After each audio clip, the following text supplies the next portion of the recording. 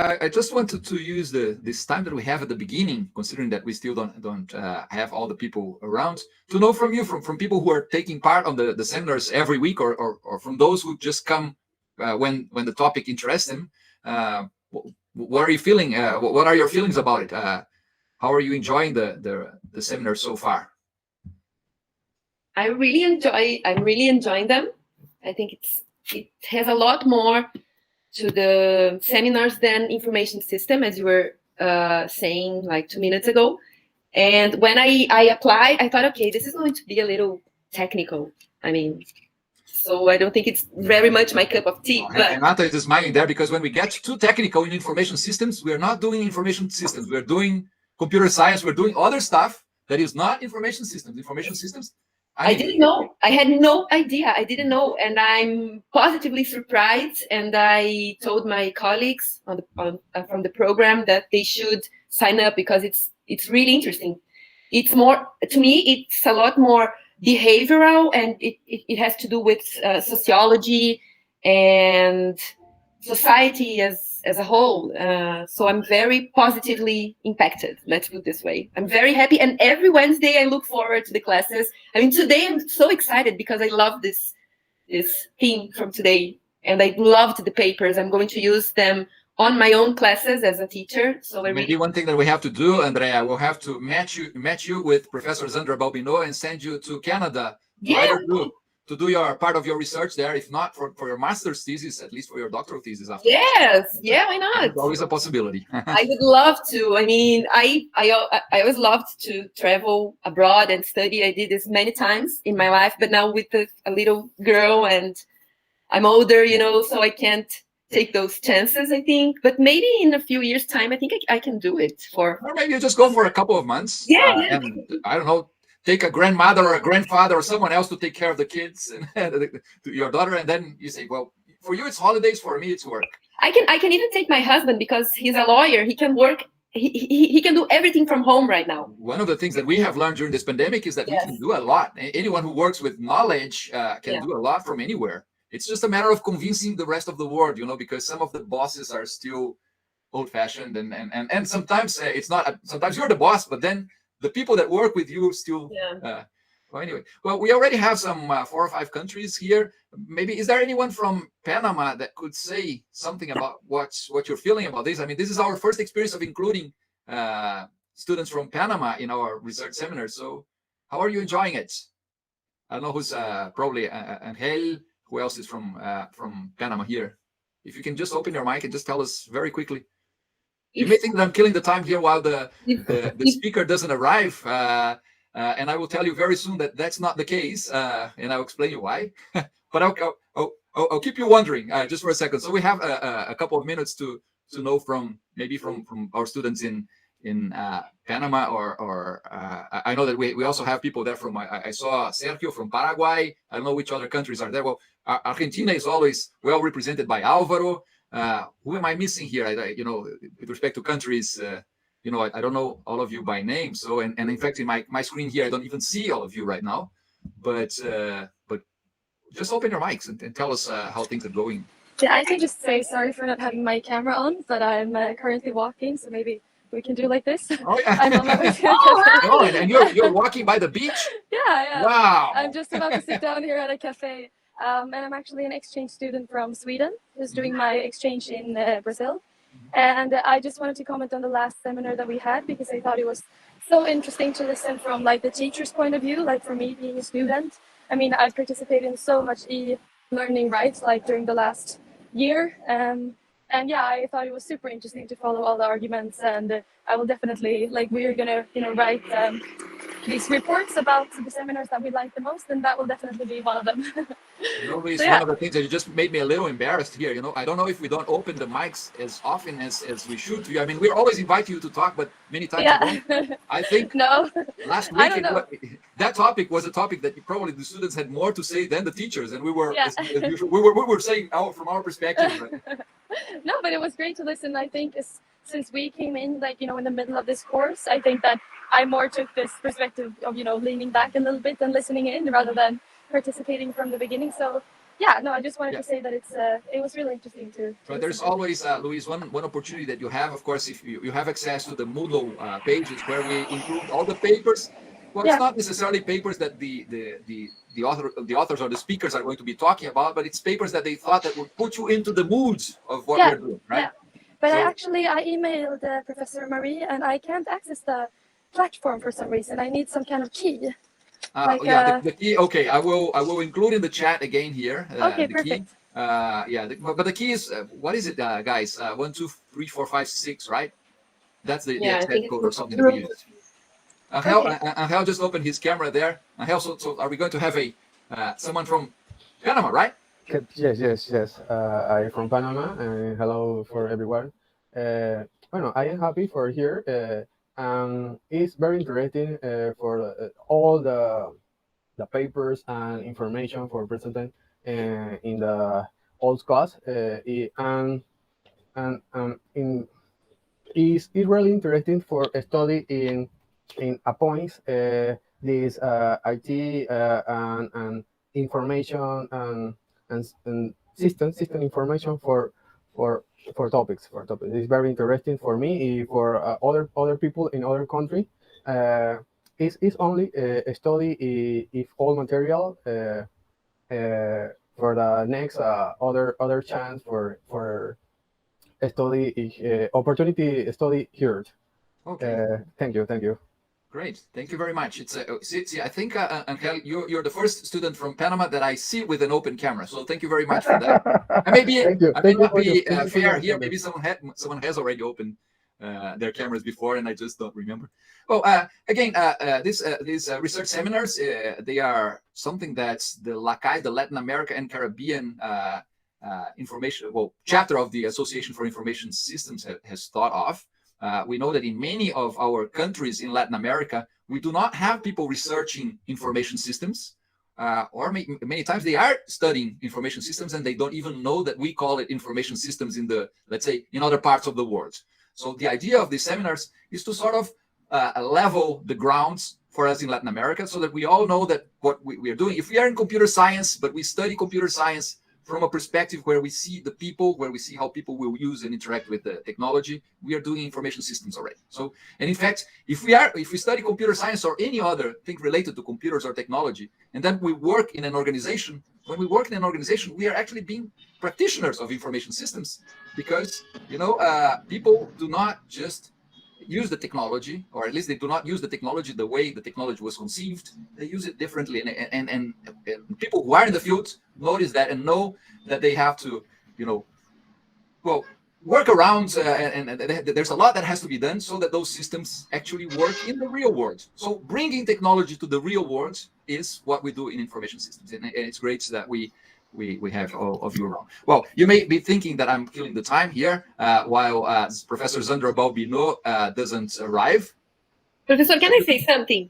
Yep. I think what you said would be a good tagline to the course, like bringing or explaining computer in real life. Because to me, it was really technical, but it's not. And maybe, some colleagues would refrain from applying because they think it's going to be a lot of technical talk, and it's absolutely not. Now you may be thinking that I asked Andrea to help me kill the time until Professor Zandra Balbinot arrives, right? You're all completely mistaken, You're all completely mistaken. Professor Zandra Balbinot was with us yesterday, was with me yesterday. She had, she's in Canada. She's a Brazilian. She's in Canada. In Canada, their health system is a little different to what it is, at least here in Brazil. And she said, the doctor, they just told me that my daughter could have an appointment this time. I could not rearrange it. And it was half an hour ago. So she was a little concerned that she would have to rush home and to talk to us, and maybe she would be late. So what she did, she asked me to, yesterday during the holiday, I don't know if it's holiday in all your countries, but Dia de los Muertos, right? It's very important for many of the other Latin American countries. And here in Brazil, it's always a holiday. It's also a holiday. So during the holiday yesterday, I was recording my talk with Professor Zandra Balbinot. So she will not be here with us for the first half an hour or so. That's the time for her to drive back home safely. But she will be with us for the questions afterwards, right? So what I will do is I will play Zandra Balbinot's talk from yesterday. The way I have this thing settled here, it's after I turn her in Guillermo, Jose Antonio, Renata, whoever is around, if anything goes wrong, you will have to take over because I will be unavailable. I will have no mic at my end when I press the play button here, right? So I'll only be back to you in 40 minutes or so, unless maybe I'll go to my cell phone and try and connect. Anyway, having said that, let me see if this thing is going to work. You may just signal to me if it works. I think it. I hope it will. Let's see. Good afternoon, Professor Zandra Balbinot. How are you? Good afternoon, my dearest friend. Yeah, people will probably wonder why we are here today. You know, you and me in the middle of a holiday, and in a much more relaxed way than we will be tomorrow. But I have to tell them it's because Professor Zandra doesn't know if she's going to be able to be with us, or at least she doesn't know if she's going to be able to be with us from the beginning, right? So if that happens, we already have plan B set for you, and we'll have this pre-recorded. So thank you very much, Zandra, for thinking of that. It's an honor for us to have you with us. Professor Zandra Balbinot is a Brazilian researcher who does her work in Canada. So she's one of those people that most of us, when we're thinking about and planning our careers, when we're thinking, do I intend to keep doing what research and my studies and even teaching and everything in my own country, or will I go somewhere else, right? Canada has been one of the possibilities for many of the Latin Americans, and she is evidence that this is possible and doable. So if anyone ever considers something like that, you have Professor Balbinot as a reference. Well, thanks, Zandra. I guess what we'll have to do today, I am your audience, right? So yes, there's no one else in this call except for you and me, unless someone is mistaken with the day and arrives one day earlier. So it's going to be very this way because I will have my audience just, making a little move. So I will. Yes. You will know that there is someone at the other end of the call. I find it horrible when we're doing, we're just recording ourselves for someone to see that later. So we'll do it like that. And hopefully you're able to be with us tomorrow, and then we can go back to plan A. Otherwise, we will do plan B, and then plan C could be if you are able to reach to finish the things you have to do, and are able to be with us by the end of or at the end of the call tomorrow. Then you can take the students' questions. Otherwise, I will just refer your email to them, and they will probably reach you if they. I know that there's a lot of people who are interested in this topic. In fact. Yeah, one of my graduate students is even planning, maybe not now during well, she's a master's student still, but she's planning on doing a visit to you at UQAM, at the University of, how do you call it? Université du Québec or Montréal. Yeah, oui. Whenever I have to think that in English, it will never work. But anyway, yeah, in French, it's a little easier. That's okay. And so she's, I know that she's someone who already plans to go and visit you at some stage, or maybe even start a doctorate program as a student of yours over there. Okay, so well, the floor is yours. I can already see your slides there. I think we're good to go. Okay, so let's do it. Thank you, Professor Alexandre, for this opportunity to be here and to share my work. One thing to say is that I promise that I will be there tomorrow, at least for the period of questions. I'm not sure that I will be there to present. So why not having that recorded and you can share, and people will have the heads up just to see what's going on and may be more prepared to make questions, right? Perfect. Thank you very much. So, well, the title of my presentation is something a little bit different from last year, but I'm still working on co-creation. But now I went a step further. So visualizing what kind of impact co-creation can have in customers and how customers can become producers and marketeers. So like Professor Alexandre already said, I'm a professor myself at Université du Québec à Montréal, so I'm here in Canada. And yeah, it's already freezing out there, so super nice weather. And I'm in the business school. However, I work at a lab there called LACAIS, which is in the computer science. So we are working in this, all the co-creation thing, and I'm really happy to be there because computer scientists are people that they have lots of interesting ideas, but they do not know how to put those ideas in the market. So I believe it's a really good association. As you can see, I'm already presented myself because my face is here as a co-creator or a customer that became a co-creator of something. You're going to see what this something is. Your slide is black. Oh, there it is. So it's already the same question that I had last year. So why more than 80% of inventions do not succeed in being commercialized? It's a high percentage of products that, you know, they will not see life in this market. And are those ideas not good enough? Are those ideas, what is the problem? And so that's why co-creation came to answer one of these questions: what is the problem, or what should be, or what might be the solution? So let me see here. In order to tell you a little bit, a small story here. So why 80% of inventions do not succeed? So we have two parts of the problem. One of the parts is called human nature. And so, yes, it's about being human and questioning ourselves, why this is a good product for me? Or why should I use that? So all of that, it's a problem for the, I should say, the creators or the innovators, because there's someone else, you know, asking questions about, I cannot see the value. So human nature, the first point, it's about the lack of understanding of the product or the service, you know, because I'm looking at that, but for me, there's no explanation. I have no idea what the hell is that. So this is a big problem of connection, interaction between innovator and the client or the customer.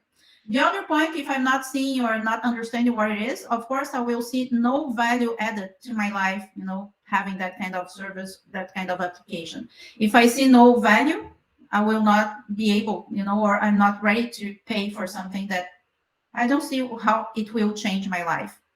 And the third point, it's about resistance. So sometimes you a little bit understand what the product is. The others, well, maybe there's a value, but you know what?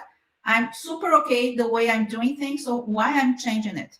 And this is the resistance that I should say most of the human beings have, because, you know, the status quo, it's easier, it's more comfortable, and I don't know why I'm changing it. The other point is the technology nature, which is called cost.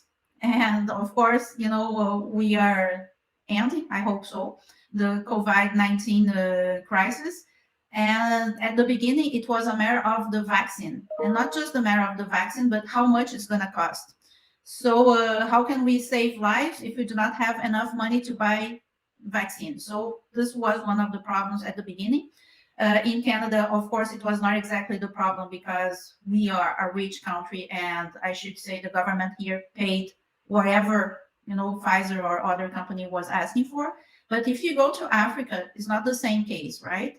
So this is another problem to not adopt a technology, or not everybody, because sometimes it's too expensive. So let's see what co-creation can do for us. First of all, we're going to try to figure out how you're going to solve the human nature issue, right? Which is about us. And this is interesting because now that I'm totally into the computer science department, I figure out that how you do not interact with the human, that it's going to be your user. How can you develop something that the person will use? You think it's going to be genius, but the person does not see the value. So this is one of the points. And the way to solve that point is put people together and socialize. When you socialize, you give sense to the message, because, you know, if I don't understand what's going on, I can ask.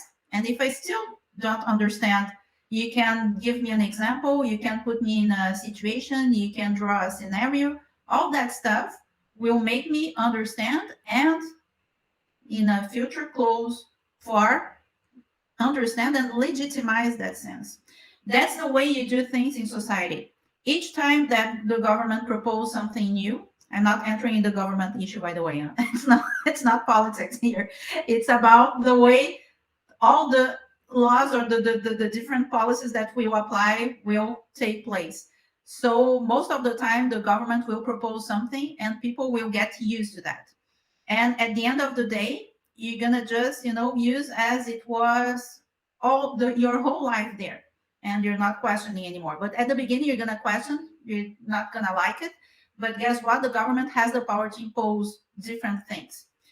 However, when you are an innovator and you have a product, you do not have exactly the right to impose things. Only if you are a big multinational and you are super dominant in the market logic. But otherwise, people will need to find a sense and legitimize that. That way, the society evolves. And this is all about being together and socializing and talking about what's going on. So I love always to give examples how you can legitimize and giving sense for something. And this is I should say, the word of the time being. So the 2021 word, which is cringy. So I was thinking, if you think this guy, it's a cringy. You know, Zandra, I will learn it in 2025. By then, I will know the meaning of that. But I know that my kids do. And they usually refer to me, so when they use it. Yeah. Well, in fact, you might be a part of the generation that are totally cringy. So it doesn't For matter. sure I am. I'm sort of proud of it, although I don't know exactly what it is. But I know that when they say that something is cringy, it means that I probably wouldn't like what they're thinking, you know. It means, in fact, that they will be ashamed of being at your side, that you're using that or saying that. Okay. They're probably more ashamed of the fact that I do not feel ashamed of doing it. So, and I guess that's probably the cringiest thing of all, you know, not being ashamed of what you should be ashamed, right? That's totally true. That's totally true. And this is, I should say, the new generation after the cringy generation that already is thinking that what is cringy? Cringy is segregation, it's discrimination and all that stuff, which, you're doing when you're telling someone is cringy. But why I'm using this term here, it's just to make you realize how it's difficult to give sense to something. And thank you, Professor Alexandre, to be there and saying that you don't understand what it is. Because you're not. Well, I guess by now I start off, because I've heard it many times in different contexts, and then you start getting to know the meaning, although you never looked for the meaning. But again, I don't. Formally, I don't know what I mean. That's perfect, because you know what? You don't need to know to legitimize the sense of the word. And I should tell you that probably most of the people from the Z generation don't know either. They're just using it like, So, but it's a word that was legitimized by one segment of the population, and they use freely, no matter how. So this is a point about when you want to bring that product to your side, or you want to bring the customer to your side, is that, okay, so this is the word that they will use it. So we'll try to figure out how they will see what we are, selling that way. And the only way to do that is being together in order to see that they will point out, this is cringy. Okay, singing an ABBA song, it's super cringy. It will not be anymore soon. So I now know that I can pick on my wife as well. I'm not going to be the only one. That's why I give that example too, to tell her, okay, this is not totally okay. But when you hear someone saying, that's kind of cringy, buddy, so we want to just figure out that this is not good for them. But, so it's a small part of the population that legitimize that. And this is one of the points for us. I always love to put my picture here, because this is for me each presentation I need to show that picture here, because it's a way to, in socializing, figure out what is that. So since we do not have public here, we just have you, and you already know the meaning of the yeah, picture. I've already seen this picture, so I would spoil it if or unless you want me to pretend I don't. I know that. So I will give the chance for the others to figure out what it is, and I will give them the chance also to ask me a question about what it is. So I'm not saying in the presentation, at least not in the record presentation, right? But at the end, when you're gonna see that, and if they socialize among their friends and someone knows, they will legitimize what that picture is. So that's the way it works when you socialize.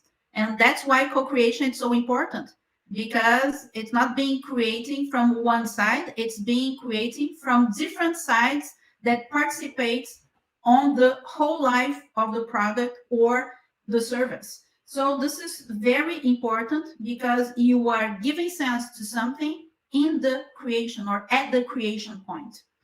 I put a definition here. So customer co-creation can be described as a set of methods that establish a process of active. This is a very important word here because you're not being there like, not doing something or a stalker. You are being active, like a Facebook user that you are a passive Facebook user. It doesn't work. We need to be active users. Creative, and this is a big word because being creative does not mean that you need to reinvent the wheel. It just means that you need to participate in something and give your ideas, your contribution, even if it's dumb. And social collaboration, which means people need to be together. I found the definition a little bit like, how can I say that? Not enough large, okay, between producers and customers. I think it's between the stakeholders, all the people involved in the process, in the context of a new product development, and determine a paradigm shift from a producer active, what we are doing right now, to a customer active paradigm. So we have... So what you mean there, it's not only the company and the customer, right? Others may be involved and play a role in co-creation as well. Totally, Alexandre. For example, if you are in the healthcare system and you want to do something for the patient, but the patient himself is not enough because you have the patient, you have the caregiver, you have the physician, you have the ergotherapist, you have the family of the patient. So all those involved with the patient will be involved in the product creation too, because they will have a word to say about what's going on and how it should be used. Okay, this is very important. And sometimes when you have the product, we do not realize how far or how many people from different segments can be involved in the product creation. So it's part of the company's intelligence to figure out who is involved in the project. And I put this picture here because for those aware of design thinking, so design thinking, it's a matter of post-its that you do your ideas and you write things down and all that stuff.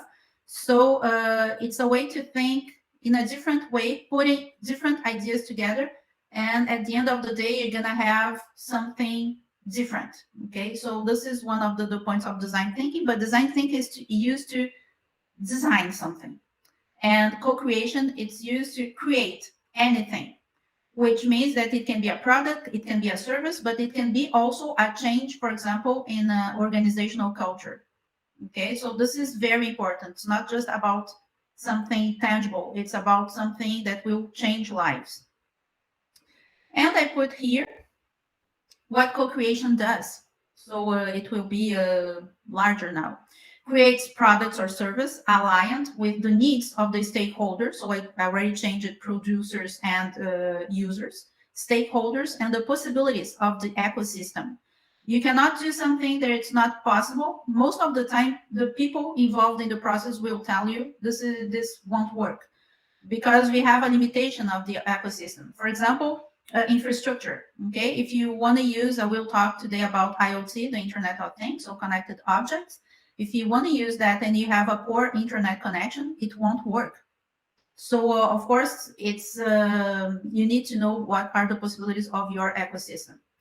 The second part, what co-creation does, it delivers solutions that make a rapid leap from concept to the real world, which means it will give market value at the same time the product is being invented.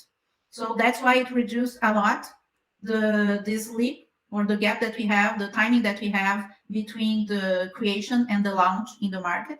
And of course, it increases a lot the chance of success. And finally, it generates a shift in terms of power dynamics.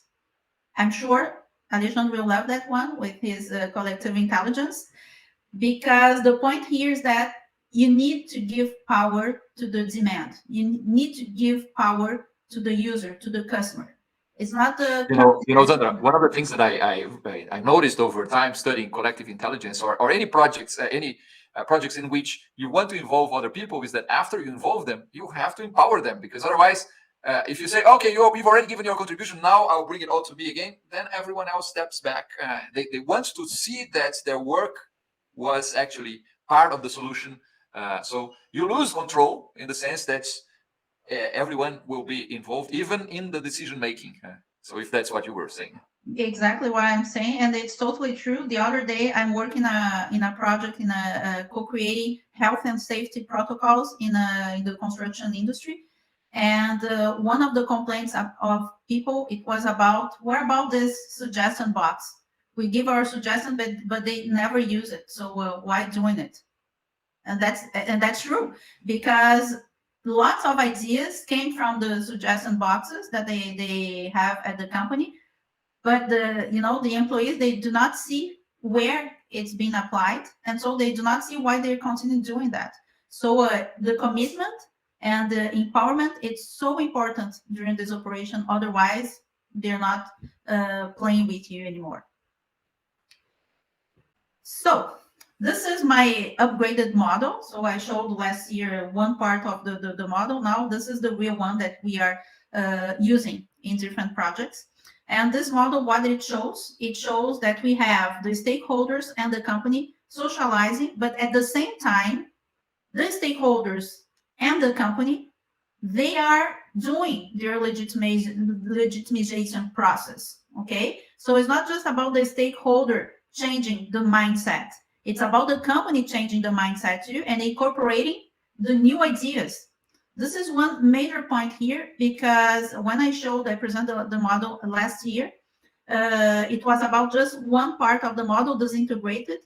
And what happens is that if you do not socialize, but if the change does not happen in an integrated way, you cannot go further. So you're going to socialize, you're going to discuss and externalize our needs. So both of them, not just the customer, but also the company. The company needs to open and tell the customer, look, this is one of the issues that we need to cope with. Can you help us? So it's about also honesty. No, I was going to say here, and I would say that there's possibly also going to have some systems for other stakeholders than the customer and the company, as you have already said, right? I mean, maybe the suppliers, maybe the community in general, they all have something to say about it. And if you involve them, they will come up with their own ideas. But of course, they will also demand that those ideas are taken into consideration in the co-creation process, and not that they are left aside after their first initial effort of contribution.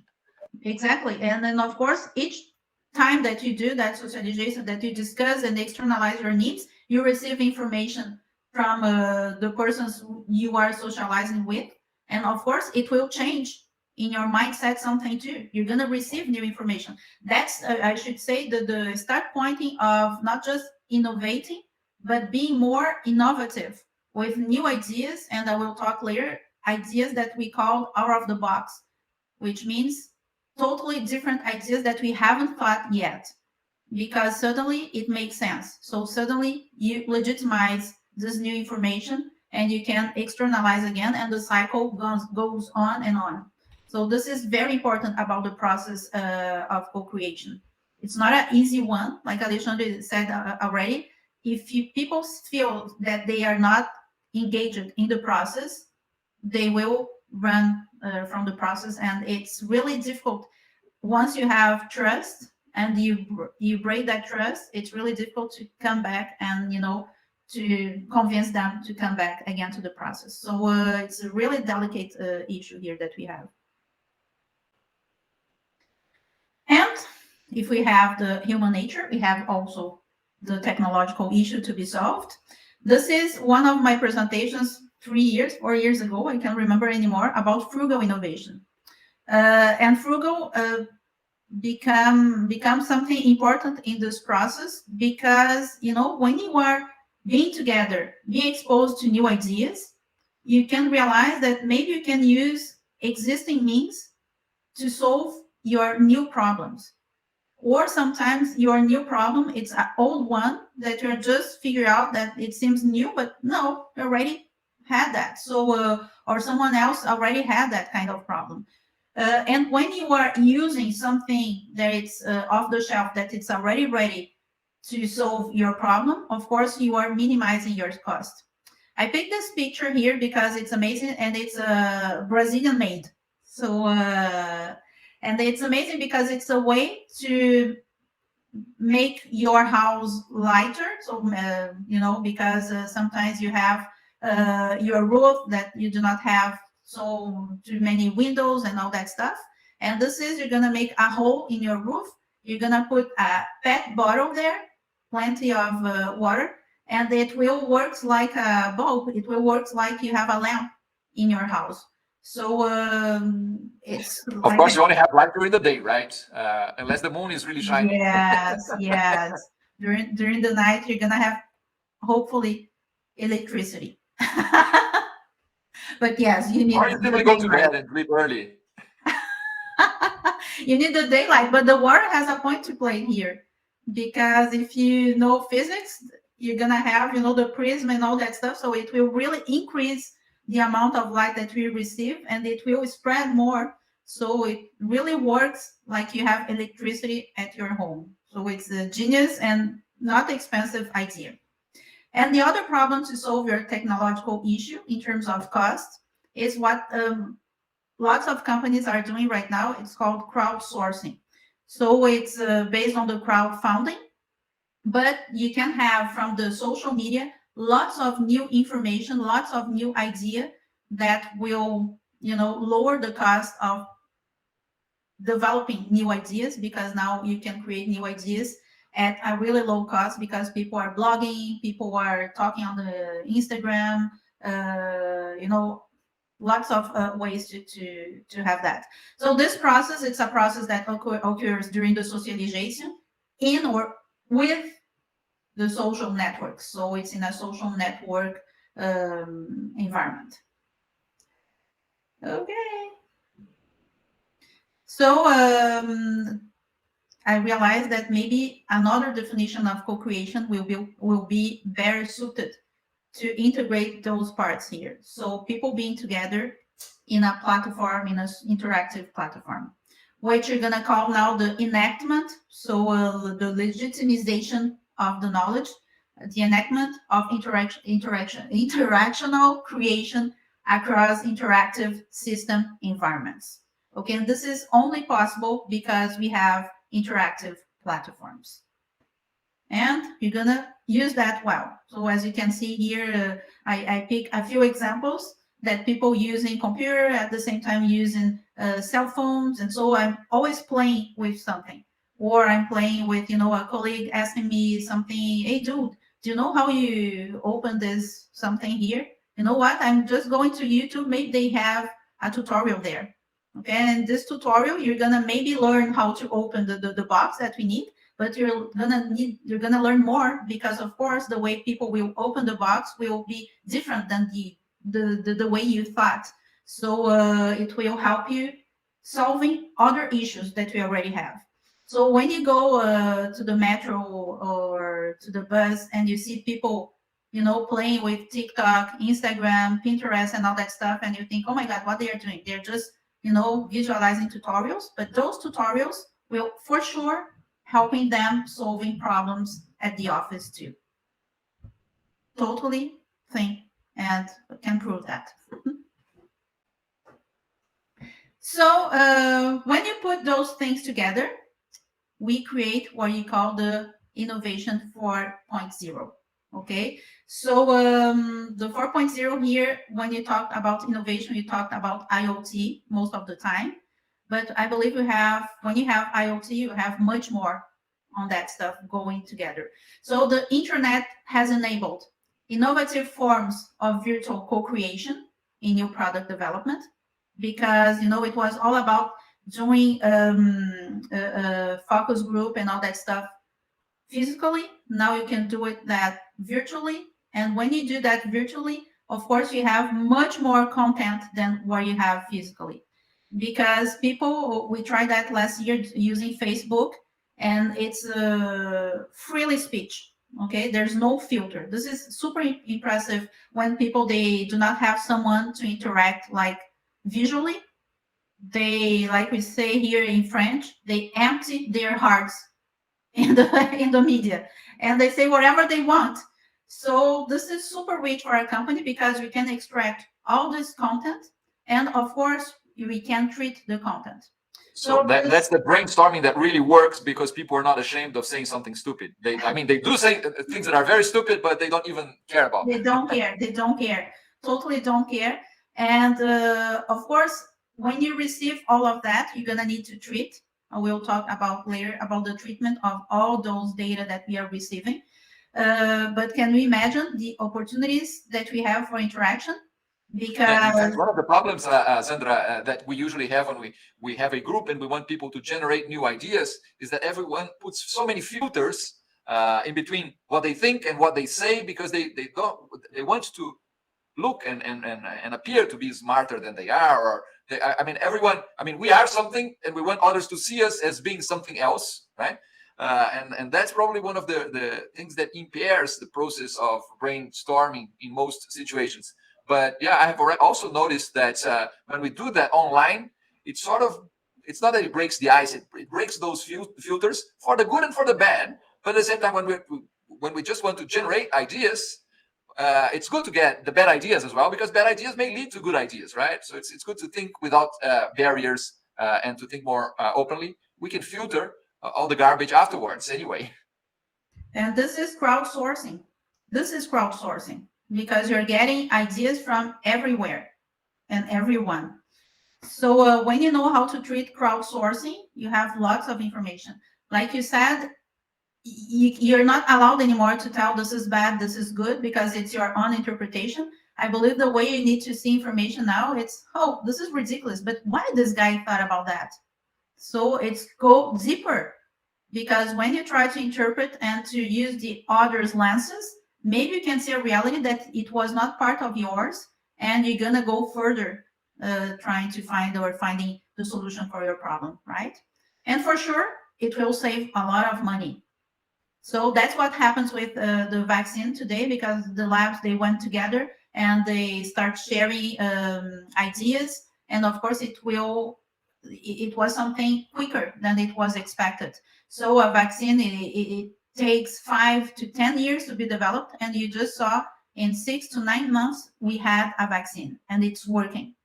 So this is amazing. The way when you put people together, we can get and we can go further. And of course, it will be fantastic for consumer engagement, which is one of the points of this presentation. How can we get consumer engaged? How can we get consumer buying our solutions, right? So what is the innovation 4.0? By the way, I haven't written the article. I can invite you, Professor Alexandre, because it's my next to do. Those are ideas from my experience that I'm collecting in the next 3 years, in the last 3 years that I'm working with this stuff. I already, wrote other articles on the subject, but specific, the innovation 4.0 and what are the triggers. This is new. So you are seeing that today. And the triggers, it's about the co-creation, the off-the-shelf solution, and the connected solution. Okay, where people connected. So the co-created, it's about improving legitimization, so putting people together, collecting or having new source of information with the crowdsourcing, and creating new ideas, what we call out-of-the-box ideas. So not just new, but totally different from the path dependence trajectory that we already have in terms of innovation. The second point, the off-the-shelf. I don't know why we have this kind of tendency to try to create something totally new. For example, oh no, Alexandre already did that. Forget about it. But you know what? We are using a new theory. No, but it's almost the same. It's, no, forget about it. Why? Why can you not go further or try to, find new use for something that is already there?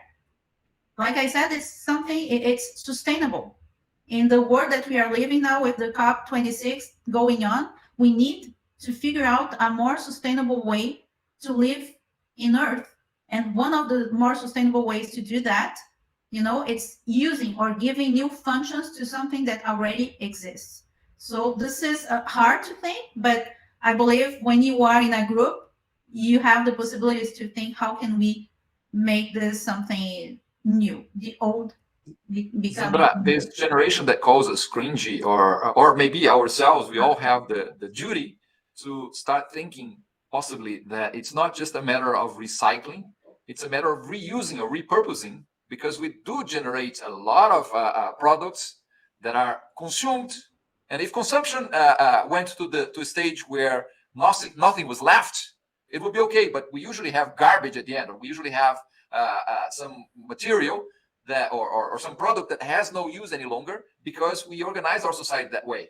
But if we repurpose or if we reuse things, then we can probably become even much more environmentally let's say effective than we are with all the effort that we have put into recycling, right?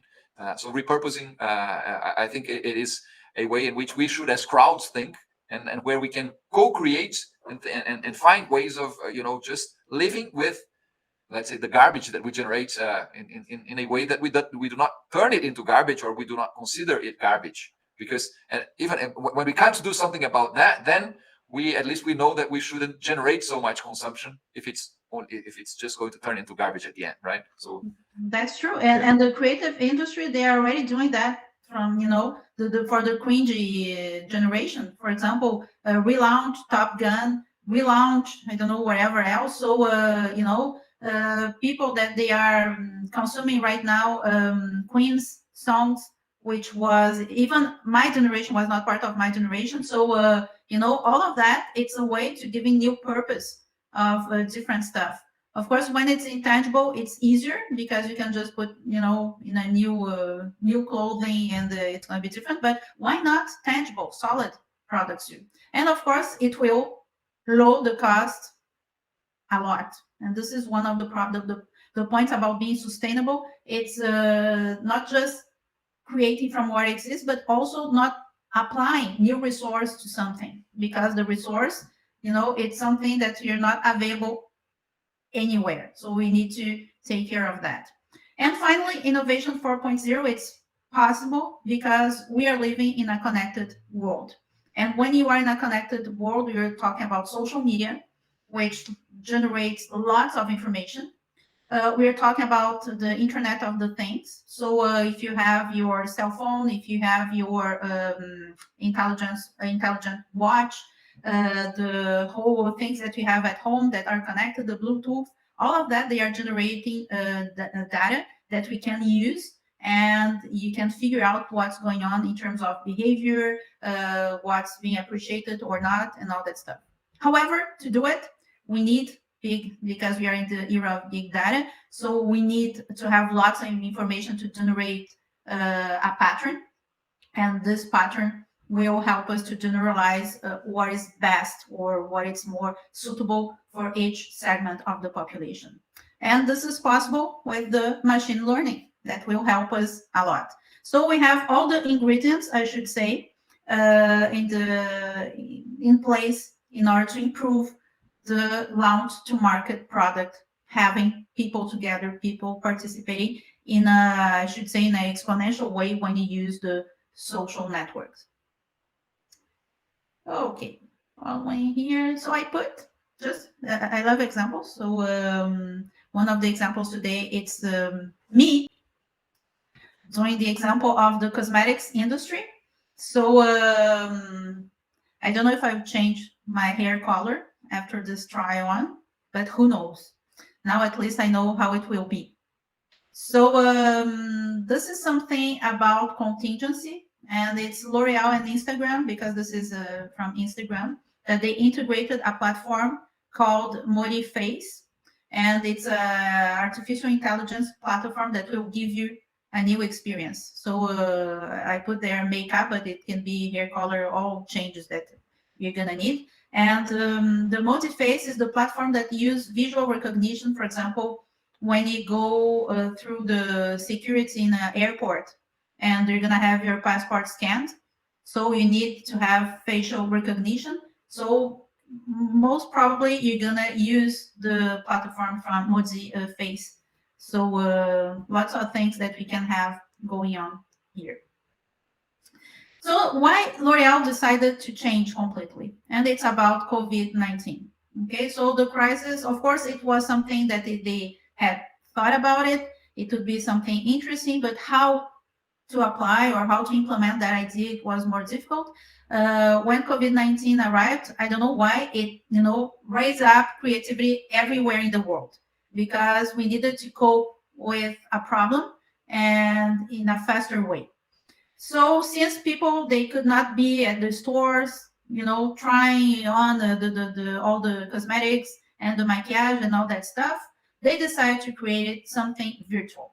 So they started using social media and artificial intelligence to give the customer the same experience they had at the store. Of course, it's not exactly the same experience, no need to tell you, but what's interesting about that, and you're gonna see in terms of innovation for 0.0 and L'Oreal, is that they just found out it was super interesting in terms of co-creation. Why? Because at the beginning, it was about trying products that already existed. And when they launched the product, it was about, people trying and discussing in the blog, like, oh my God, look at that. Oh, it seems so nice. It's nice in you. Oh, wow, look at this new color. Oh, this is fantastic. Oh my God. And so it was like, oh no, this is super cringy. No way. So it was like, no, this is a good color. This is a bad color. I just wonder if people are sincere when they make those comments, or or the industry will get all enthusiastic about the comments, but people are just commenting to be nice. No, all the comments are there, right? But this was a good, interesting, because it created what you call the crowdsourcing. So they were able to collect new information in real time. It creates involvement, right? And even branding, because people start sharing the information with friends that that were not aware of that product or something, and then the friends will also get engaged.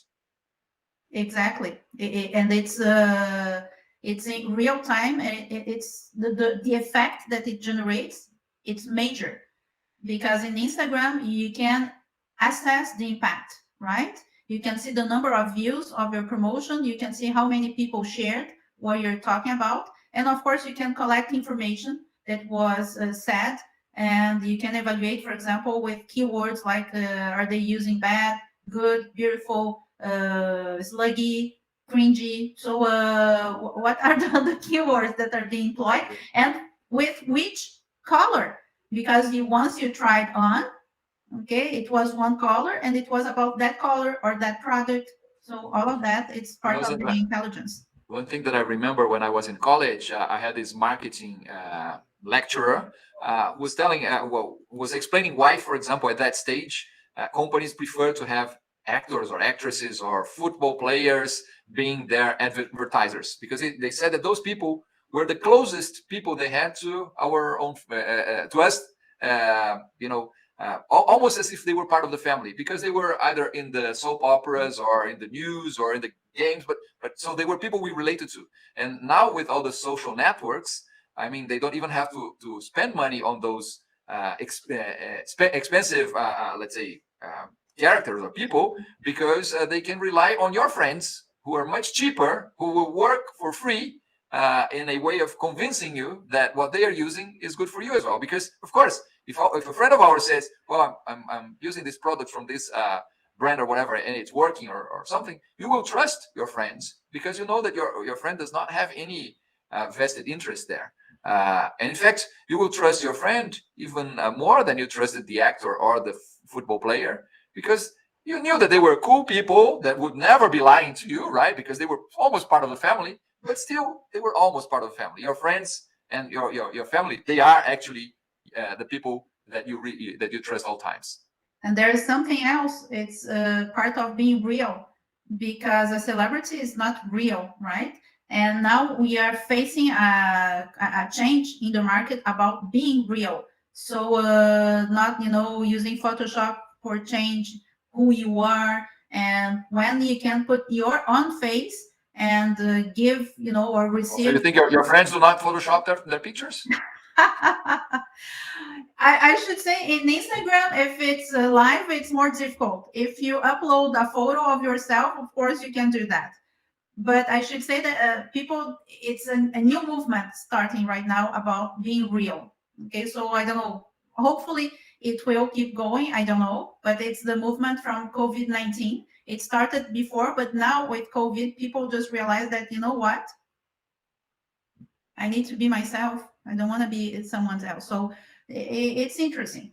And finally, in the co-creation, we have the out-of-the-box ideas, because in the discussion forum, in the feedbacks that people receive, all of that, it will create new ideas that we can use. So if co-creation is that the point, we're about the off-the-shelf. The off-the-shelf, one of the important points about that, it's what you call the good enough approach. So we're not looking at the best solution ever for a problem. We're looking at the efficient solution that will solve the problem, but it reached the expectations, nothing more than that. And this is a changing mindset too, because most of the time, mostly in developed countries, we try to figure out how the best way to do things. When you read articles, you're gonna read something like the best way to do. How is the best way for you? Best, but the best, it's not the best at the end of the day, because it will cost a lot. Sometimes it won't work, and it's time sensitive. You're gonna lose time in this opportunity.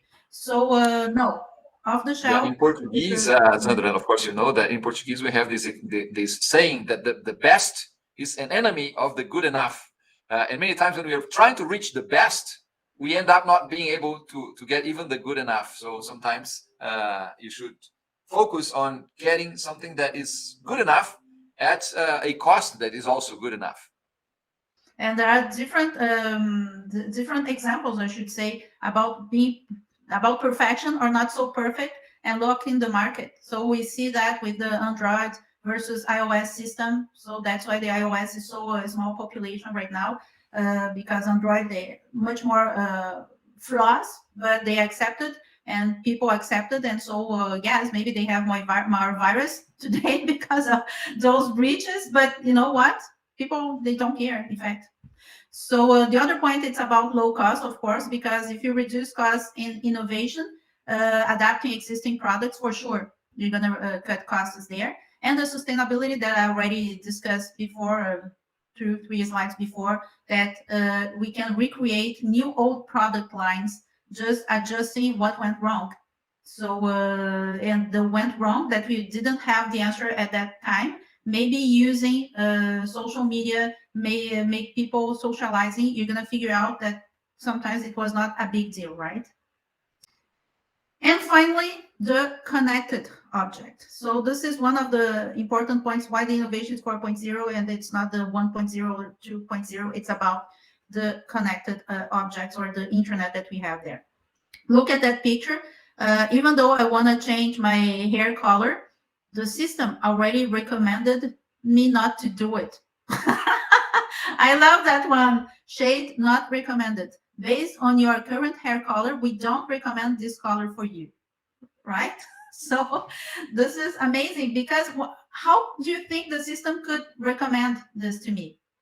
Based on the machine learning, not just my color, but what other people have done in terms of this color, about the comments that people received when they just took the picture and send and share with their friends and all that stuff. Oh my God, okay, it will not be accepted for all the friends, so it's going to be a failure. No, so we do not recommend you changing that. Zandra, I think that this is a challenge for many organizations when they turn consumers into prosumers, so that we become involved in producing what we're going to consume. That doesn't mean that they turn us into experts from, immediately. And so there's always, I think that this challenge of for companies to say, okay, we will involve the customer in innovation. We will allow the customer to co-innovate. I'm creating a new word here, I think.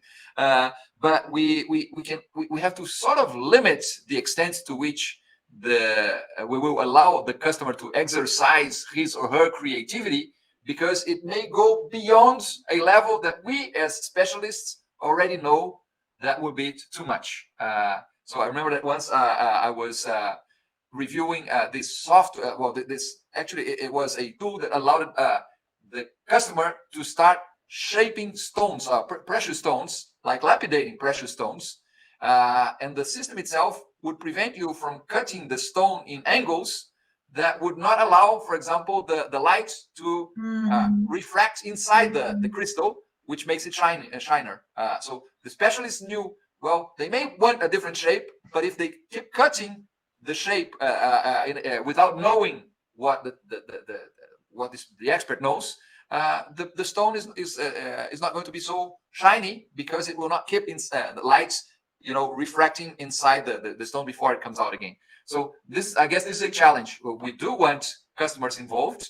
Of course, customers have their own will, but to which extent can we allow them to express their whole will? And another example that just came to my mind, and I think it's one that I even referred to the participants of the seminar when I was talking about collective intelligence and the involvement of customers as well. So in a way, we were already talking about customer innovation, customer co-creation before. I said, when Nike started its Nike ID program, and where customers could customize their tennis shoes, it allowed the customers even to change the 4 letters, the Nike, and change those letters into something else. You know that people are creative, and English has a lot of 4-letter words that people started trying to use, and then they had this dilemma: should we prevent customers from writing what they want to write there when we first allowed them to? This is probably something that we'll have to think, right? When you want to have the customers being part of it, and at the same time, you don't want to tell them, well, no, this is too much, because that may scare them away from participating. But at the same time, you may not want them to start having 4-letter words in your products with your brand, because that may be a little too much. Yeah, no, totally agree. I have a PhD student that is researching right now the ethical issues about artificial intelligence and the use in marketing strategies, because there are lots of points there. So free will, if they do not recommend me to use that, will I have the free will to go ahead and say screw them and let's do it? So all the data that they are collecting, of course, I allowed, that's for sure. But sometimes I do not know how far I have allowed them to go. And in fact, when you allow your camera, you allow your micro, all that stuff, you're allowing them to collect the photos that you have in your cell phone too. So it's not just the pictures that you're taking when you're using Instagram. So there are lots of issues around there. We are watching right now the battle of Mark Zuckerberg and Facebook, that he had to change the name into something else to restart the company out of all the persecutions that they are having. So yeah, lots of points about that. The market's not already regulated, so lots of things that we can already do. But I believe in a closed feature, they will charge to supply this kind of information, because they haven't realized that this is priceless. So why not being charged? Last year I was in Paris teaching an MBA. And why not charging, right? What you're saying is that we as customers will realize that there is value there, and that we should be asking money for that. Yes. And so those guys at the MBA, they developed an application to charge for your information on the internet. So it's really interesting what they developed, and of course, it's going to be the future. I'm sure about that. But from now on, you have that. I would like to have, instead of shade not recommended for you, like shade recommended for boldy women, shade not recommended for conservative women. Can you see? So it will give me the space to have free will and put myself in which place, boldy or conservative. And it will give them another information about myself, right? So this is one of the points. Anyway, so the connected shade not recommended for intelligent women, or shade not recommended for dumb women, or whatever. It can be too. That would depend on what they want to. They're trying to push on you. Really. So I don't know. Anyway, so when you have the connected issue here in the Innovation 4.0, of course, with the social media, you can promote much better. I should say much better. It's not a good superlative to use. You can really promote your product at the same time that you create a sense of belonging. So this is a very important issue when you are in the marketing side. The IoT gives you up-to-date information about what's going on with your customer, your consumer. The big data, lots of info to validate the best product for each type of consumer. So you can segment and you can target at the same time because you have this kind of information. And the machine learning that will give recommendations based on your profile and the profile of each customer that already bought or already tried this product. So we have, the sky's the limit when you put together co-creation and the internet. So that's what you're going to call the innovation 4.0, that you're going to go further and further. I put another example here because it's something that it's not new. Like this cosmetics, it's from 2021, so it's super new. But it's not new, the idea of co-creating using the net. Okay, so Lego, they already use that with they call Design by Me. And with a software that we download in your computer, in your cell phone, you could design your own Lego. Okay, then after that, buying online.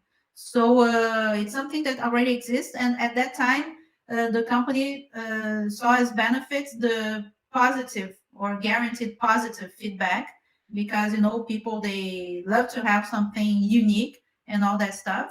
But of course, the company received lots of new creative ideas because each person or each group of person designing a new type of Lego, they left that on their platform. And so the company received lots of ideas to think, for example, what new type or what new line of product I can create. So Lego Friends, it was one of those types of experience that was created based on this kind of, on this platform. And of course, the creation of value for customers on both sides. The one that, I will feel like I'm being the innovator, so I'm doing my stuff. And on the side of the fans, of the Lego fans, to live the live experience because they were asked to vote for the best creations. So it's an interactive process too. It's less interactive than the cosmetics because at the time Lego launched that, we didn't have, it was 2005. So the power of social media, it was not so massive as the power that we have today. We didn't have a so important development in terms of connected objects and machine learning. So of course, it's to them now to go further in this idea and develop better. Zandra, but my impression here is that in the Lego case, the level of involvement and dedication of those people that were contributing, co-creating was much higher because they were actually designing pieces and designing parts that would and doing things that probably took a lot of time from them. So it's probably a different time of commitments and a different time of co-creation than the one that was expected from the customers of L'Oreal. I should say, yes, I agree with you. But what L'Oreal wants to do, or what's next, it's getting this type of involvement. Like when you have the tutorials, people showing the way you're going to do your makeup, for example. And so testing products and saying, why you're not doing that? Oh, I love that, but maybe the eyebrow should be more thicker or, something like that. So it's a machine that they will ask people also to say, okay, what about doing something different? Or I added water to my lipstick and I figure out that it can be, more, I don't know, whatever. But, you can tell because there are lots of experience going on with the use of makeup. I'm not a good person to talk about that because I'm super limited in the use of that. But I learned a lot with this experience. It was a master student of mine that was... I think the thing you learned was that they didn't like the color you had chosen for your hair.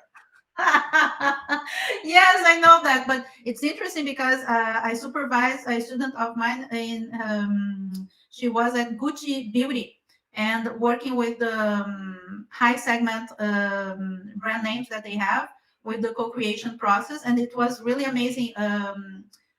Putting my ideas with hers and the company together and seeing how we could do things together and realizing that the company, they are not there yet in terms of what is the potential that they have in hand. So this was a super good experience, but they didn't give me a free makeup course. Oh, cheap company. Super cheap. The French, no discrimination. Okay, I'm not saying that. So this, just to finish what I started here when I brought this idea, this is about a shift in the mindset. Okay, it's totally seeing the world in a different way. I picked one sentence here from the chief executive of the digital technology supercluster that we have here in Canada, in Vancouver, where they are trying to use co-creation, so putting different stakeholders together to figure out different solutions for no matter what industry. So he said the best innovation and the best deployments of innovation come from different perspectives coming together around the table. Okay, so this is what we are talking about. And the other point that we are talking about, it's not just co-creation, but the innovation 4.0, it's about our society. It's currently interconnected. Artificial intelligence represents the brain, big data is the fuel, and the internet enables data capture. So with those sentences, I believe it summarizes what I present to you today. This we're gonna have in the presentation slides, just talk a little bit about me, not now, but eventually if you wanna know something. Obrigada a todos, merci beaucoup, Dankeschön. This is for Alexandre. Thank you very much. Warum dann? Well, thank you very much, Zandra.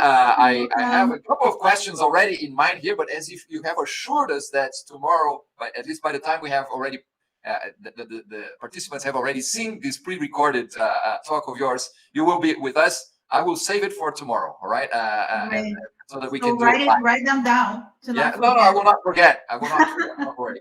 All right. Well, thank you very much, Zandra, and I guess I see you tomorrow. Okay. So, Alexandre, thank you very much for this opportunity. And yes, the doors here in Canada are open for the boldy ones that wanted to develop further this kind of subject. I still have to get boldy. I still need to. Or, I mean, it's just the difference between an A or an O or whatever letters you use to spell those words in English. All right. Thank you very much. Thank you very much, Zandra. All right, guys. So you all had the opportunity of experiencing virtual Zandra so far. You know that she's already with us. She's been responding there in the chat. But before we go any further, you know, one of the things that concerned me a lot during this pandemic was I wanted a virtual me. You know, I mean, we have to be involved in so many. As professors, at least, and maybe students do not have that problem, but professors, we have so many meetings, you know, department meetings and everything. And so I also love crowdsourcing, and I thought that probably some students had already solved that problem for me. So before you get to know the real Zandra, I want to show you the virtual Alex, all right, the virtual Alexandre. Oh, sorry, not that one, this one here. The only problem with virtual Alexandre is that he pays attention to meetings, but he cannot say much while he's looking really attentive, right?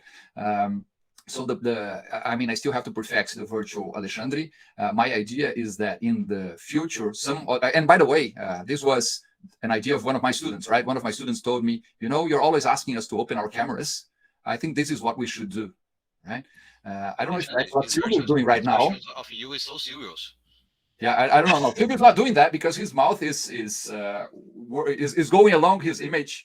But that's my virtual me that still needs being perfected. Anyway, it's good enough for big department meetings, and I just have to be doing things that whenever anyone calls me, I have to very quickly change from one screen to the other and make sure that people do not notice that. So you now know my trick about long department meetings. Well, Professor Zandra Balbinot, as I said, is with us. Zandra, show up. We want to see the real Zandra now. And whoever has questions, where is Zandra? Oh, Zandra is there. Thank you, Zandra. Hello, Alexandre. Love your idea of your virtual you. It works for some meetings, but please don't tell anyone that I do that, right? Besides, there's a little work. Of course, we have to show up in the same shirt and at the same place. So I need to do a little recording right before, right? But anyway, guys, I had said that I already had a questions for Zandra, and just to break the ice while you're thinking of your questions there. My question, in fact, I had already posed it to Zandra the other day was, well, have you read Makina 1995? Because I think that Makina 1995, which I have already told you about in our seminar on collective intelligence, it was so 2021, right? In the sense that, you know, when Zandra was telling us about the possibilities there of LOreal or any company to start a dialogue with its customers by simply referring to the color that they could paint, that they could have their hair painted or something, and start a conversation in the sense that they could get the customers express or tell a little more about them before they keep suggesting possibilities. I thought that was exactly what Makina was suggesting back then. And what was your answer, Zandra? Yes, you of course you knew about Makina 95. It's one of the papers that we have there in our Moodle. For those of you who do not have an opportunity of reading it now, after Zandra's talk here, it's a must, because the guy was telling us about these things in 95. Zandra, my question now is, what do we know in 2021 that Makina did not know in 95? This is a very good question, Alexandre. It's a PhD question, should I say? So, will we have to wait another 4 years for you to come up with an answer? No. Maybe. Listen, first of all, yes, I knew Makina, and at the time when I read his paper, I was laughing at that, because I was never expected in my life being part of a marketing department. People that know me know that this is true, and today it has been almost 10 years that I'm part of a marketing department. So nothing against them, but I always thought that, you know, it was something so different. And finally, this article means a lot to me in terms of what I'm doing right now. But you know what? There are lots of 80s and 90s articles like Theodore Liberty talking about globalization and all that stuff, that in fact we are recuperating that and using in other issues. And the point about being the first one to talk about something is that sometimes it's not the best time to do things. I remember when I started my academic life, I went to MIT. And when I was there, since I need money to live, I participated in a program, in a testing program from software from IBM, which was called at that time Viva Voice. And it was to allow you to speak, and the computer will write using the recognition, your voice recognition. So it was something in 96. So, and today we are using that like, oh, wow, but it's not wow, it's something really old. But the problem is that at that time it was so advanced that, you know, people and the infrastructure was not ready to welcome that kind of innovation. That's the same thing about the Makina article. So people they were not totally ready to absorb that. They absorbed other parts, like the sentence that I told you, marketing, it's everything. So that was the seller in the market, in the article. What we're gonna see that maybe it's gonna be the next wave. I believe everybody today is talking about connected objects and big data, machine learning. So this is now, but incorporating that to our day-to-day lives, it's a challenge already. So I believe incorporating that to management strategies, to marketing strategies, to make our lives better, it's still a challenge, but it's going to be the next thing to do. I was saying here in Montreal, they are testing autonomous buses, so with no drivers.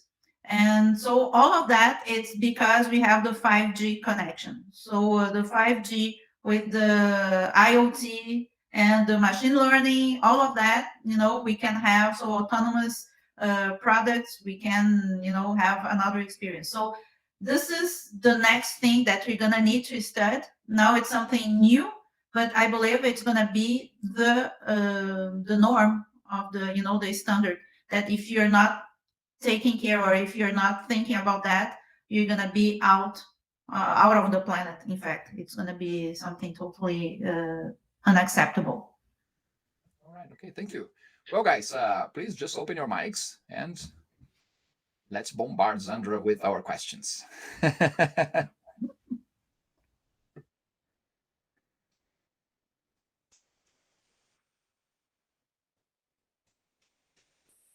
You know, we have to have this inconvenient silence here, Zandra, because it's the time that they get to be courageous enough to ask. And it seems that, you know, Professor Jose Antonio is already the courageous next person to. Hello, thank you, Zandra, for your presentation. And I have a question. I don't know if it's 100% connected, but when you were talking about innovation, it stuck in my mind because you also mentioned analytics and big data and all of this, all that work. But since when we do analytics, we are using data, and data by definition is always past data. It doesn't matter if we are doing this real-time analytics. It's even 1 millisecond late, so it's always the past. So what do you think or what do you know about using analytics for innovation? Up to when or up to which level does it make sense to use analytics? Because if we're using data from the past and innovation, by definition, again, it's something completely new, then we may not be really creating something new. And this comes to my mind as I remember the GAP case, when this new, I believe the story is something like this new manager comes and says, okay, we're the leaders in creating fashion, the new fashion, but starting today, we're going to use analytics. And once they started using analytics, the new outfits started to go wrong. So I don't know if that will be a good example when analytics may not work for innovation, I mean, for something new. Okay, so yes, this is an interesting question, Jose. Listen, in fact, what is new is the combination of the knowledge. And we need to use past data in order to know what's going on and what you should correct, what you should adjust, or what the needs are. So in fact, most of the times the needs, they're already there, but we need to figure out which needs people have, right? So this is one of the points about not being old-fashioned, or of course, if you are using 5 years old data in order to guess what's going to be fashionable next year, maybe it's not the good way to do. And I should say fashion is something that people they hope it's something new that will be completely different. So that's why we are leaving the cycle of now I believe it's the 90s. So we are living again the same thing that we used to have when we were 15 and 20 years old, because we need to combine what we already knew with some new ideas. When you put people together, different people together, for sure you're going to have ideas that are going to be new for certain markets, but not for everyone. Just to give you an idea, if I pick, for example, someone from Africa, someone from India, and someone from Brazil, those are three cultures that, they dress in a different way, but their perspective in terms of fashion will give something new for sure. And the combination, it's what's going to be new. And of course, the trends, well, it will depend how people sees that.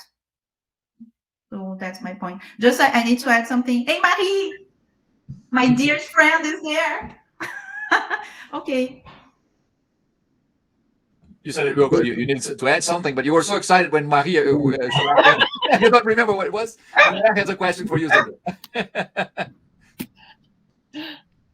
Hi. Oh, no, go ahead, Marie. No, it wasn't just a joke. That I would say that.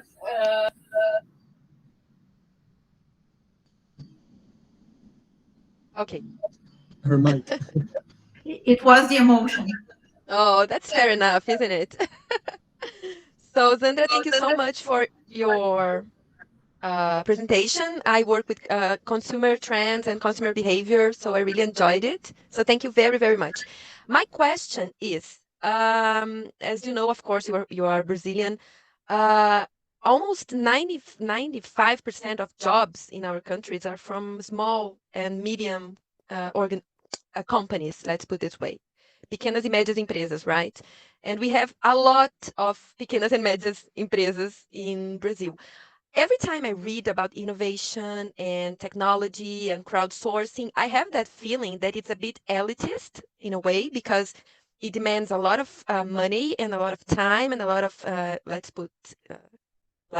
say, intelligence and scientific knowledge to actually have access to it and make this kind of innovation real, transform the ideas into new products or services. What would be your a tip or an advice or an idea for us, like for consultants like me in a developing country where most of companies are small and medium? How can we tackle this crowdsourcing and co-creation strategy in our reality? Thank you. Andrea, I just love this question, and it made me realize how important sometimes it's being a group in order to make you think out of your box or out of your comfort zone, right? What is interesting about social media is that social media is for everyone because it's very low cost. And when you tell me about being elitist because there are lots of intelligence behind social media, I should tell you that intelligence is something, it's human nature. And what is expensive is technology nature. So what we need to be creative in order to address this kind of tools and use what we have behind. So I will give you just an example, okay? Because the example that the example that I gave, it was L'Oreal. So L'Oreal, they bought, Motiface, which is a big tool development in terms of facial recognition. So of course, this is expensive, but there are things less expensive that we can do now. There is using social media and, taking all the words that we have in your blog, and you can go, for example, for a software like AnyVivo and do the analysis, and you can see, for example, which are the keywords, what people are saying the most. So this is, I should say, the intelligence of the process, and you can get from there your crowdsourcing, because if you can generate, having more crowd around your subject when you promote or something like that, you can also evaluate and you can assess what's going on. Like I said to Jose, what is the trend, what is new, and all that stuff. So it doesn't cost a lot, but of course we need intelligence, which means human resource. So most of the points that we are discussing here, it's about, I always say I'm an international business professor. So people tell me, go to a foreign market, it's so expensive.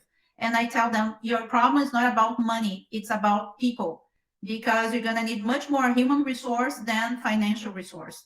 That's the same case with social media. You need people, and you just need to have a protocol that, you can cope with the data that we are collecting.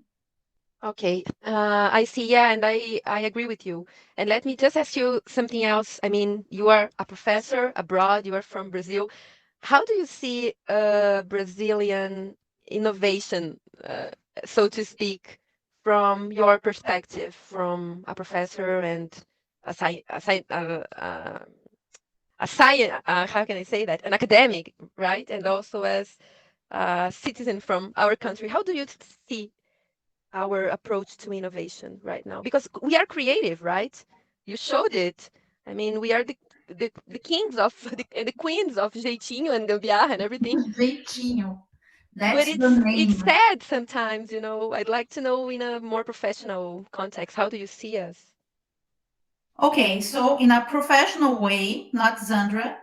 So and maybe Zandra, try to expand that to Latin America in general, not just Brazil, because I think we all have the same feeling that we are smaller than we are, at least in that sense of being innovative. Okay, so I will expand not just for Latin American countries, but also emerging countries. Okay, Right. because the secret about living out there, and the secret about, I will use the word because it's that it is surviving. Yeah.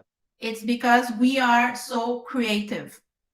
So if you have a problem, for sure you're gonna try to find a solution.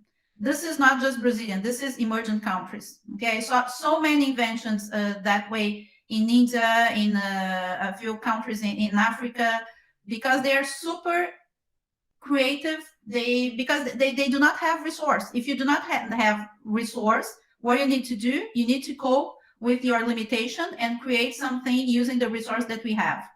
So that's the way I see innovation in Brazil. I work a lot with the frugal innovation, which is the jeitinho, which is so a good enough approach, which means this is good enough, to cope with my problem. But it's not the best solution, but I cannot get the best solution. So I will get the good enough.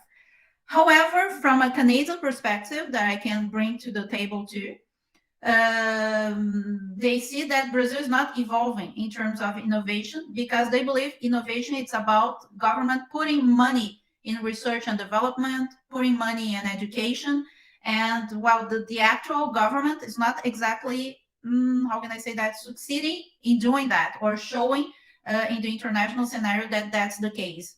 But I believe that we need to be ourselves, not discourage about governments, because Brazil is not about governments, it's about people, and people, they're doing a lot with so little.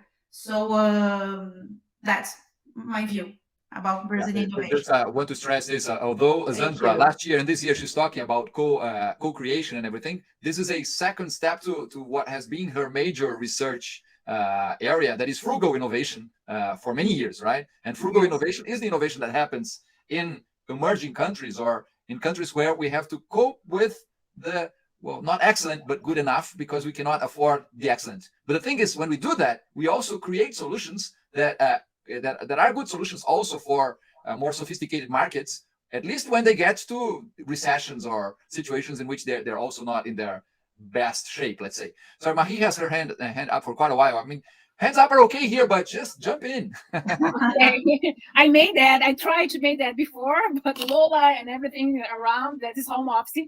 Hi, Zandra, now again. Hi, how are you?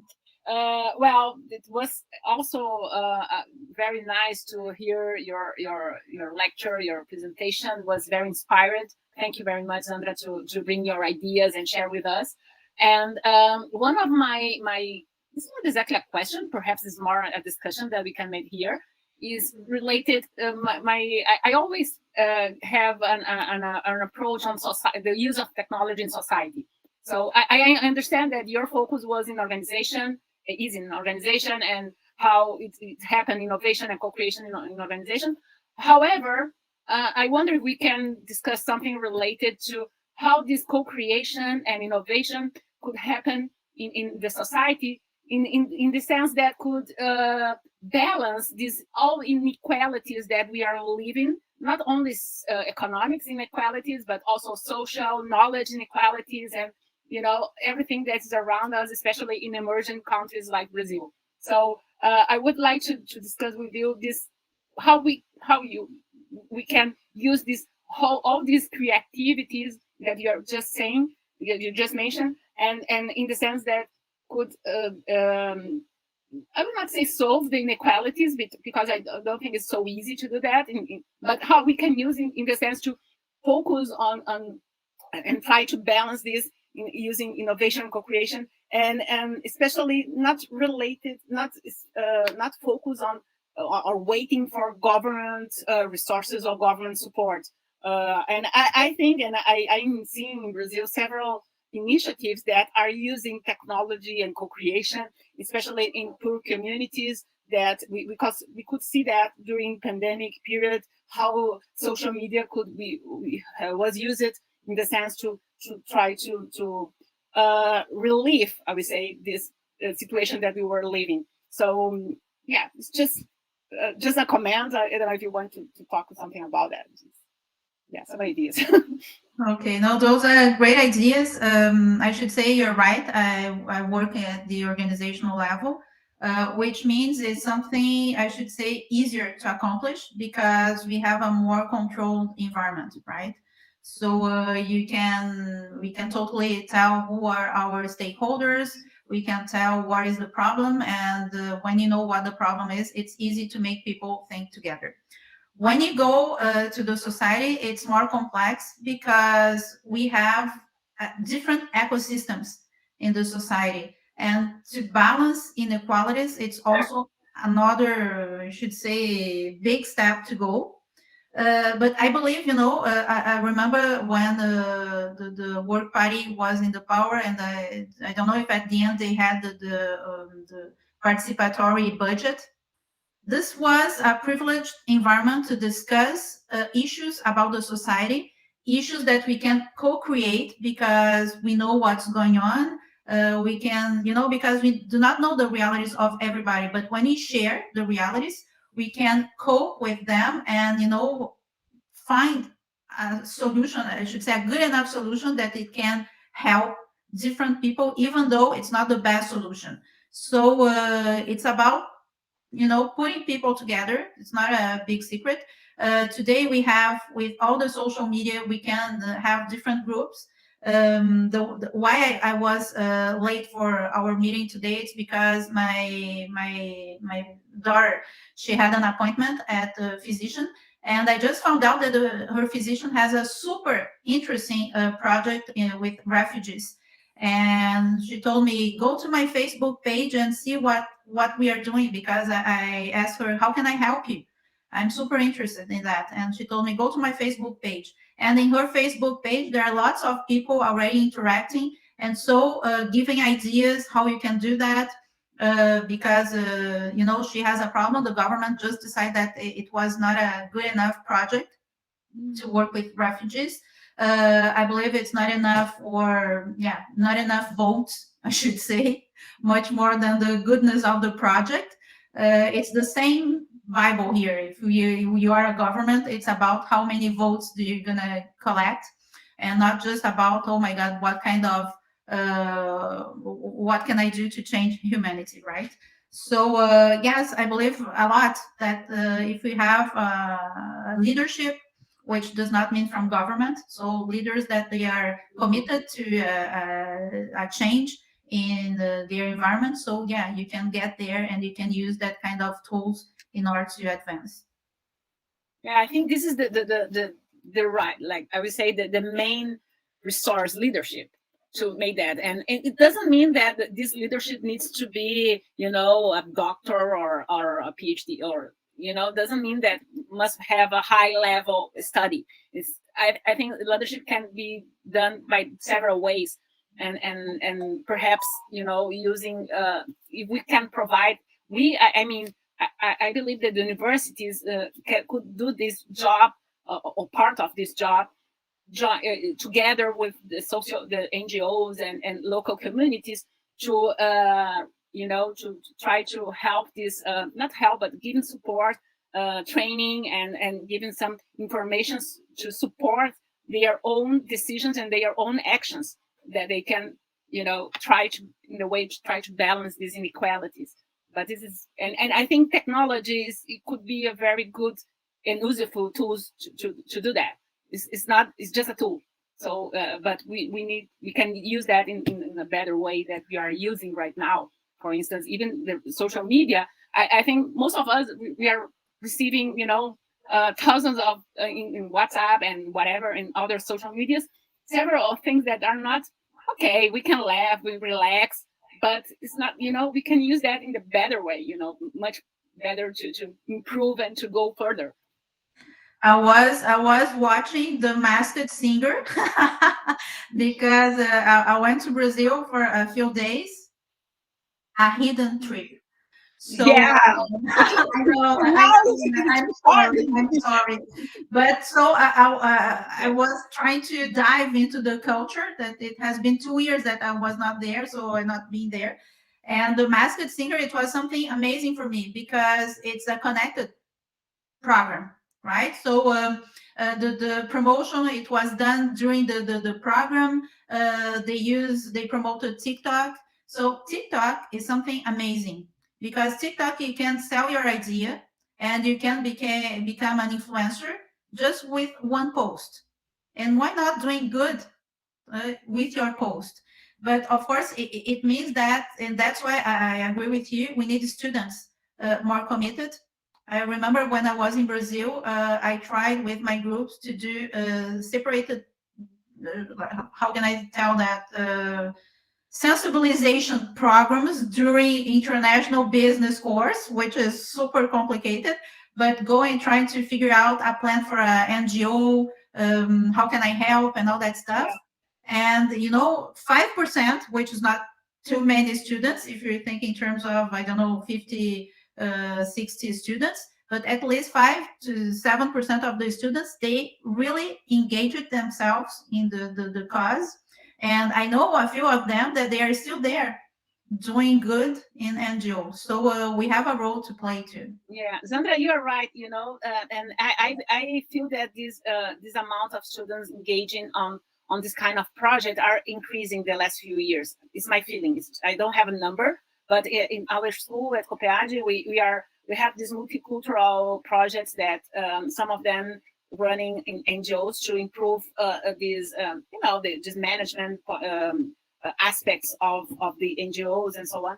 And then we could see that each year we are increasing the amount of students that want to be engaged on this kind of project. So I think this is the power, I would say, to make this, try to to balance these inequalities. But it's just perhaps it's just a small part of but it's something that is more close to us as a university, as a professor, and also as a students that we are around here. So thank you, Zandra, for this discussion. And Zandra and Mahani, one of the things that I was still thinking here about the question that Andrea posed there. Well, it wasn't her question, her feeling that all of this is mainly for big companies. And I totally agree with Zandra. There's a lot of possibilities for small companies, and I would like that we finish this with that kind of idea. There's the social networks and the information systems that we have today. Of course, when we're thinking about artificial intelligence, all of those things that companies are starting to use now, and that will make a difference in 5 years from now, or maybe 10 years from now. Okay, those things may be for the big guys, but there's a lot that can be done with just a little innovation. And I would like you to pay attention, for example, to what most of these YouTubers do. Not the YouTubers that are just there because they want the numbers and they want viewers, but those that are using YouTube or Facebook or Instagram to create communities that are around some sort of products. Many times they say, well, please comment here. And of course they say, well, comment here because that's also important for the algorithm. So that's YouTube or whoever thinks that this is relevant, that people are really interacting there. But there is those that we see that they're not getting the full potential.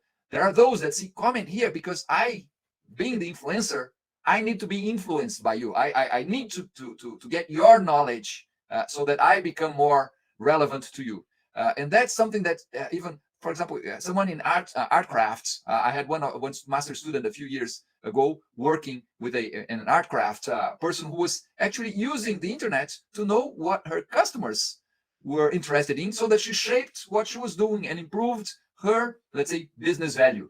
Right. So this is my idea. Maybe if Zandra can have some final comments. We're close to our closing time here, but maybe you could just again try and reinforce this concept. This is an opportunity for and probably also for the small ones, not just the big ones, Zandra. Alexandre, I totally agree. I saw the website that you're talking about, and you know what? When you do not have financial resource, we need to be more smart and creative, right? But you do not need to victimize yourself or feel like you are the underdog. Nobody with a brand is an underdog. So you just need, to cycling more, or, because you're going to need different ideas. But today, with the connected objects that we have, with a smartphone, you can do, how you say in Portuguese, you can make brand. reign, right? Well, So let's say you have a computer there that is much bigger than the largest companies on earth had maybe 20 years ago. because you can use your smartphone to do a promotion. For example, you can do a post with I don't know which social media that you interact, but it has to be something creative that will have the attention of an interesting amount of people. And those people, for sure, when they will start to interact with you, you're going to be able to ask them. And you can also do posts just asking questions, right? In a funny way, something that people, they will just think about it. And you can be an influencer in order to make people do something better. And you can be an influencer to receive new ideas. So yeah, everything is possible. The sky is the limit, or limited to your ideas. So that's what I think. Okay. All right. Well, thank you very much, Zandra. Thank you very much, everyone who's here today. I just want to very quickly advertise next week's research seminar. We're going to have Renata Araújo. She was here with us earlier today, and I think she had to leave a little earlier because she was introducing or presenting in another meeting. But Renata is going to talk about public processes and the way they engage people in those public processes, and their research involves a little gamification and things like that. So you are all welcome to be here with us next week. For now, thank you very much, Zandra, and see you next week. Thank you, everybody. Bye-bye. Thank you, Zandra.